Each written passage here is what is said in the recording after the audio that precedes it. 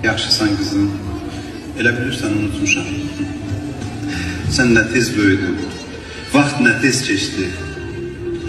Səni təbrik edirəm qızım. Atanın ürəyisin.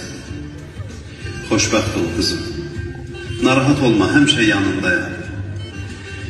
Sənə bir hədiyyə borçluyam. Qalsın görüşümüzə. Allah amanında. Öpürəm.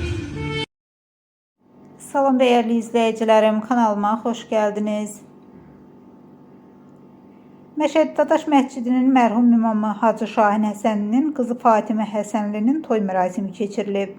Qeyd edək ki, bugün səhər saatlarında söz gedən toy mərasimindən görüntülər sosial mediada paylaşılıb.